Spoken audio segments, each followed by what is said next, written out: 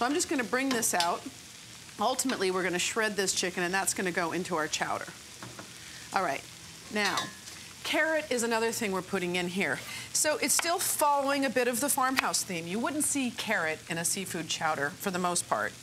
But, you know, root vegetables are growing at the farm. And here what we're doing is we're gonna cut these not very large, because we have some other root vegetables that we're putting in. We're gonna make the size of the vegetable cut just a little bit larger. So I want this kind of a fine dice. And I noticed when I was looking up some of the recipes, old-time recipes for chowder, that Vermont and New Hampshire had some of the earlier, what you would call farmhouse chowders, and they were really just used with chicken or, you know, whatever else you had that you could put in there. And a big thing is the root vegetables, which is perfect for the time of year when it's a little bit cool.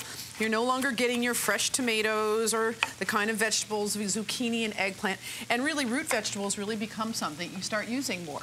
So I want to get this in here. And the idea here is to really let this cook down and caramelize a little bit. So you can do two things. You can put a little salt in here, and it begins to season the bottom of your soup, and it also brings some of the moisture out of your carrots and your onions, and it just quickens up this process a little bit. So I'm gonna just leave this here and go back to a couple vegetables I think are deserving of a little discussion. Sometimes I think parsnips, which is here, rutabagas, turnips, these are like forgotten friends, but there's no need for that. Now, first of all, parsnips, you might say, ooh, I don't like parsnips, but parsnips actually are very sweet. And when I don't mean sweet like carrot sweet, because they also have a kind of a deep, earthy flavor. But if you give parsnips a chance, they have an incredible amount of surprises. I mean, sometimes the holidays, I'll puree parsnips with a fruit like pear or apple. And it just is just really, really unusual flavor that you would love. Parsnips are phenomenal oven roasted. If you just put them on a tray with some salt, pepper, and olive oil and cook them at 400 degrees for about half an hour, they're caramelized and, I mean, just such a delicious vegetable. So don't turn up your nose at parsnip until you give it a chance. And then maybe even worse PR than parsnip is a turnip. No need for that either. Turnips can be incredible. You know, turnips have a bit of a horseradish aroma to it, which means that it's just, you know, giving something that's a little more interesting. And I think that in this kind of a preparation, this kind of a farmhouse chowder, you're really looking at using the rutabagas. You know, rutabaga is another fantastic vegetable. Of course, if you're really adverse, you can just go for potato. That would be perfectly fine here. So into here goes 2 tablespoons of flour. We're using this to thicken it up a little bit. I have the fine ground flour here, which is nice, because, you know, generally when I'm making a chowder, at least a seafood chowder, I don't like to thicken with flour. I like to thicken with potatoes. So if I am thickening a little bit, I just don't want it to be clumpy and thick. I like it to be creamy, yes, but not too thick.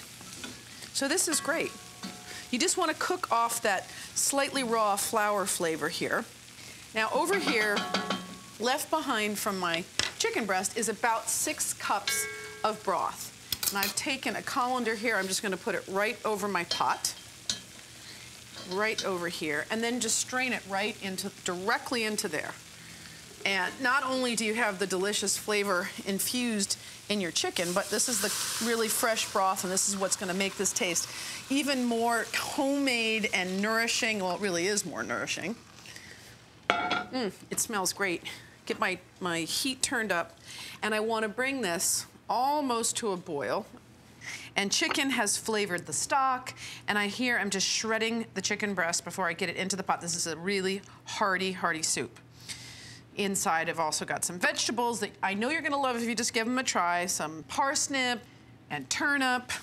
All right, so this is just simmering away, not too high, and I'm just going to get this chicken right into the pot. My gosh, it smells so good. And then to really put the final chowder touches on the chowder, I'm gonna just stir in about 1/2 cup of heavy cream. Not too much, just enough to make it really nice and creamy. Wow. All right.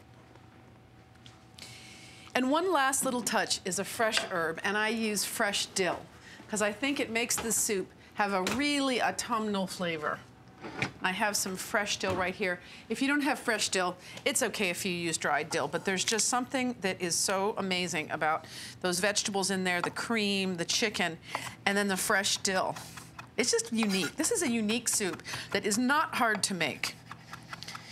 Start your own chowder tradition by taking the basic technique of using, onion in the bottom, if you want to, a little salt pork or otherwise not, some stock, some root vegetables, and then whatever meat you like. So we'll just put this in here and give it a stir, and I'm gonna grab a spoon and taste it. I also love the way it looks once the dill gets in there. Make sure that the salt and pepper is good. Yum. Tiniest bit of salt is gonna make the difference here. And I'll let this just stay warm. I'm gonna just I'll leave this on low. Once you get the cream in there, you don't want to cook it away too much, otherwise you could, kind of start to separate it a little bit. Thanks for watching. Hungry for more? Click here for more great recipes, and to subscribe, click here. Check back every week for more craveable recipes, leave a comment, and tell me what you think. And don't forget, head over to our other channels for Everyday Food with Sarah Carey, Martha Stewart Weddings, and the Martha Stewart channel.